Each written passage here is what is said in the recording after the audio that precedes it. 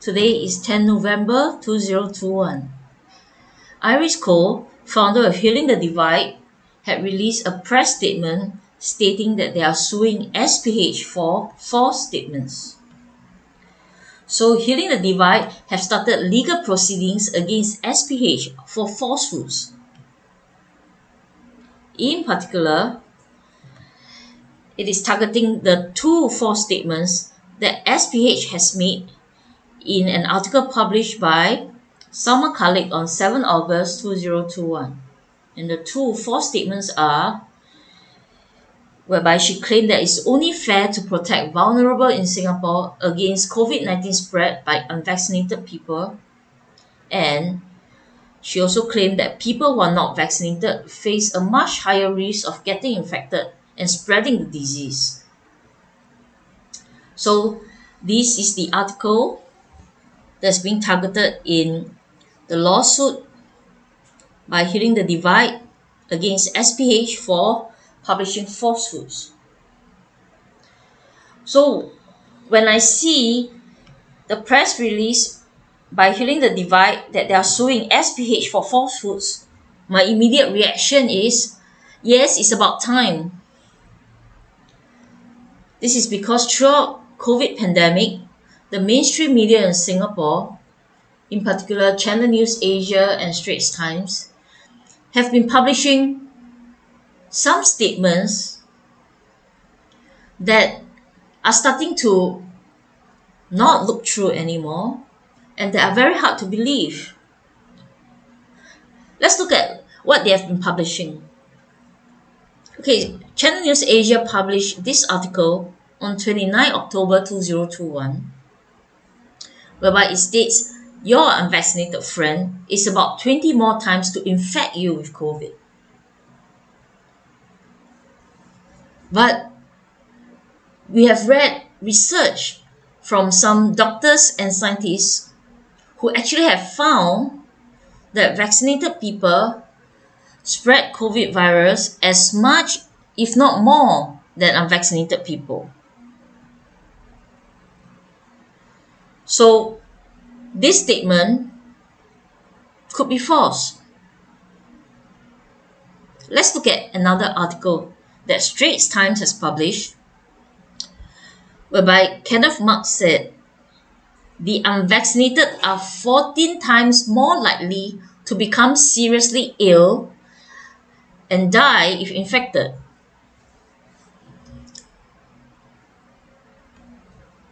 Okay, let's look at this article. The MMTF, the Multi-Ministerial Task Force, claims that unvaccinated people make up large majority of those requiring hospital beds in Singapore. So the MMTF is claiming that most of those hospitalized in Singapore with severe COVID cases and who die from COVID in Singapore hospitals, majority of them are from unvaccinated people. Really? Do you believe that? Do you trust these statements by Singapore mainstream media? Let's look at what has been happening in Singapore for the past few weeks. You see, unvaccinated people in Singapore have been banned from almost everything in Singapore since 13 October 2021. Unvaccinated people are not allowed to enter malls, they are not allowed to dine in, and they are not allowed to go to attractions since 13 October 2021. So unvaccinated people in Singapore have been pretty much confined to their homes and outdoor spaces only in Singapore for close to 4 weeks now. But the number of COVID cases and deaths in Singapore are still high and they're still climbing. So tell me, if unvaccinated people have been pretty much quarantined to their homes and outdoor spaces in Singapore for close to 4 weeks, but the number of COVID cases and deaths are still high and climbing, and show no signs of coming down, then are unvaccinated people causing COVID cases, or are vaccinated people causing COVID cases? I'll say it's starting to look like a pandemic of the vaccinated. Common sense, just by using common sense. If, as mainstream media in Singapore has been claiming that unvaccinated people are the ones spreading COVID virus, and they are many more times likely to spread COVID virus than vaccinated people, then by quarantining and confining unvaccinated people in Singapore from almost everything in Singapore for close to 4 weeks should have brought down the number of COVID cases and deaths in Singapore. But no, the number of COVID cases and deaths in Singapore are still high and climbing and show no signs of coming down. So this is starting to look like a pandemic of the vaccinated rather than a pandemic of the unvaccinated. Let's just look at yesterday. Yesterday, Singapore has more than 3,000 cases and 12 more deaths. Interestingly, since 25th October 2021, SPH has stopped reporting the deaths and hospitalization in Singapore by categorizing them into fully vaccinated, partially vaccinated, or unvaccinated. So since 25th October, COVID deaths in Singapore and hospitalization requiring oxygen supplementation and those in ICU are no longer categorized separately into fully vaccinated, partially vaccinated, or unvaccinated. And since August 2021, the number of COVID cases are no longer categorized into vaccinated or unvaccinated. Why is that so? Does Singapore government has something to hide when it comes to COVID deaths and statistics? Is the Singapore government and MOH and MMTF just revealing statistics that they want Singaporeans to know, and then just concealing and hiding what they don't want Singaporeans to know? You see, Singapore government loves to put all the blame on unvaccinated people for causing COVID cases and COVID deaths. If indeed unvaccinated people make up most of the COVID cases in Singapore, and if unvaccinated people make up most of the deaths and hospitalization cases in Singapore, don't you think the Singapore government would proudly and gladly declare it in the statistics? And showing a high percentage of those in hospital requiring oxygen and in ICU, and those who have died from COVID, and those who had caught the COVID virus. Don't you think the Singapore government would love to attribute all of these to unvaccinated people by showing you a high percentage of these statistics coming from unvaccinated people? But the Singapore government is not showing such statistics anymore. So since August 2021, when the percentage of COVID cases coming from vaccinated people are increasing, then the Singapore government and MOH and MMTF decided to stop showing the breakdown of COVID cases in Singapore into vaccinated and unvaccinated. Why is that so? Is it because now a higher percentage of the number of COVID cases in Singapore come from vaccinated people? Is it because the Singapore government doesn't want to show and doesn't want to let Singaporeans know that this is a pandemic of the vaccinated. And from 25th October 2021, MOH and MMTF just stopped revealing the percentage of COVID deaths and severe hospitalization cases into vaccinated or unvaccinated. So is it because most or even all the deaths and severe hospitalization cases come from vaccinated people? Are vaccinated people coming down with COVID more than unvaccinated people? Perhaps through pathogenic priming?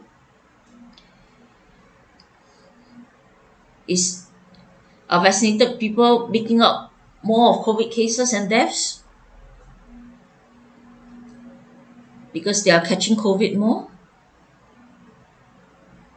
We don't know, because the Singapore government has stopped revealing all these statistics to Singaporeans, and it's just hiding them and covering all these statistics up.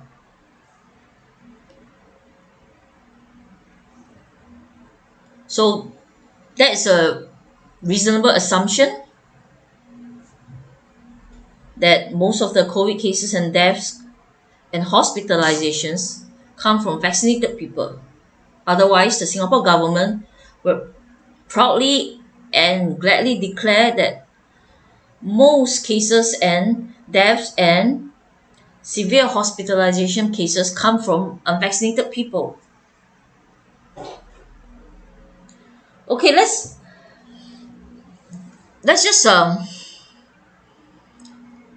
yesterday I did a YouTube video saying that Japan, being such a big country, has 0 COVID deaths yesterday and only 204 COVID cases. And Japan is such a big country, whereas Singapore is just a very small island city-state. But why are we having so many cases of COVID and deaths when Japan had been able to quickly bring down their COVID cases and deaths since they started using ivermectin in August 2021? Let's look at Indonesia today. Indonesia, on 9th of November 2021, has only 434 new cases and 21 deaths. So Indonesia, just like Japan, was experiencing very high COVID cases some time back. But it seems that Indonesia has also started to use ivermectin, and as a result, Indonesia is able to quickly bring down its number of COVID cases. So go take a look at my video yesterday on why maybe the Singapore government strategy of focusing only on using COVID vaccines to try to cure COVID in Singapore could be the wrong strategy, and maybe Singapore government should start looking and following countries like Japan, Indonesia, Africa, and India by starting to use ivermectin to see whether this can help bring down the number of COVID cases and deaths in Singapore. And Singapore government probably should stop focusing just on COVID vaccines and look at other alternative ways of trying to bring down the number of cases and deaths in Singapore.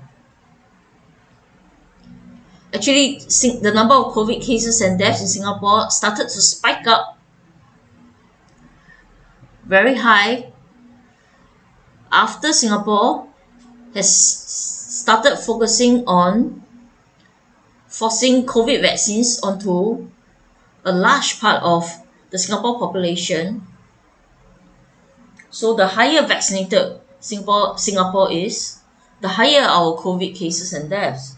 So this is clearly starting to look like it's the wrong strategy, and Singapore government shouldn't just focus on COVID vaccine to take Singapore out of the COVID pandemic. So as I've mentioned in my previous videos, Singapore government has invested billions of dollars into Pfizer and Moderna, and Ho Ching is on the board of Wellcome Leap, a company that does research in mRNA vaccines, and Pfizer is setting up a factory and office in Singapore. So Singapore government has huge vested interest in mRNA vaccines, and there's a conflict of interest for the Singapore government to just focus and use COVID vaccine and rely on it as the only strategy to take Singapore out of the COVID pandemic, which is starting to look like a very wrong strategy, because the number of cases and deaths in Singapore had climbed and reached very high numbers, but they are showing no signs of coming down despite banning unvaccinated people from almost everything for close to 4 weeks now. Okay, before I finish this video, I just want to mention something else that's disturbing me.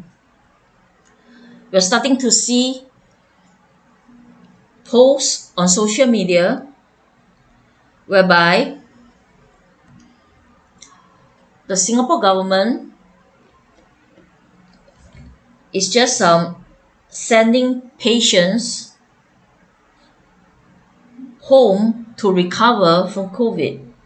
So patients who go to see GPs or go to A&E at hospitals for COVID are just being sent home, and GPs just send them home with Panadol. So Singapore is not adopting an early treatment strategy for COVID. So GPs and hospitals are just sending people home for COVID with Panadol, and just let the COVID sickness develop on its own course. So as a result, there are posts whereby people have said their relatives have actually died during home recovery because they're not getting the right treatment, and they're not getting immediate treatment for COVID. Some of them have gotten very sick from COVID after being sent home from GPs and hospitals to just recover on their own with Panadol.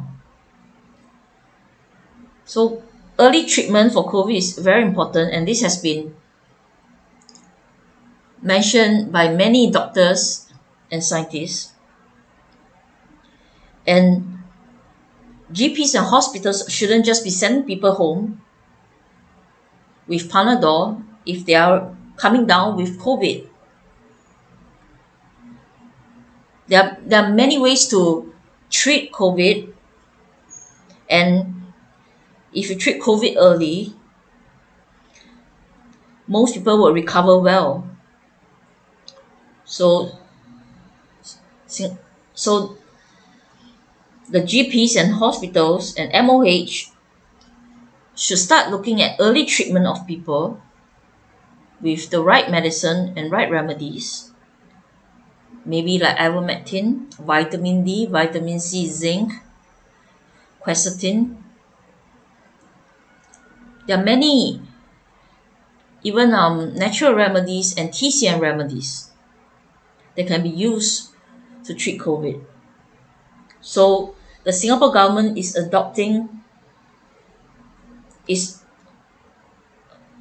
not adopting an early treatment strategy for COVID and just sending people home to just recover on their own with just Panadol when they are reporting sick from COVID.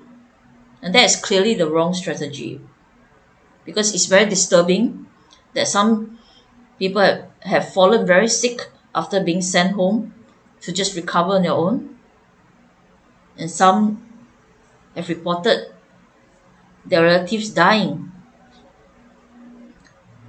So early treatment for COVID is very important, and this is something that MOH and Singapore government should start looking into, instead of just sending people home from GPs and hospitals for home recovery with just Panadol. Okay, another thing before I wrap up the video, another thing that's very disturbing, because it seems that the Singapore hospitals are treating people who are down with COVID with Remdesivir. So the Singapore hospital protocol is actually quite similar to that in the USA and some developed countries, but they're starting to look like they are the wrong treatments and protocols. So maybe I won't state the details here, but Remdesivir is starting to look like not a right treatment for COVID. Okay, I'll just finish up my video here.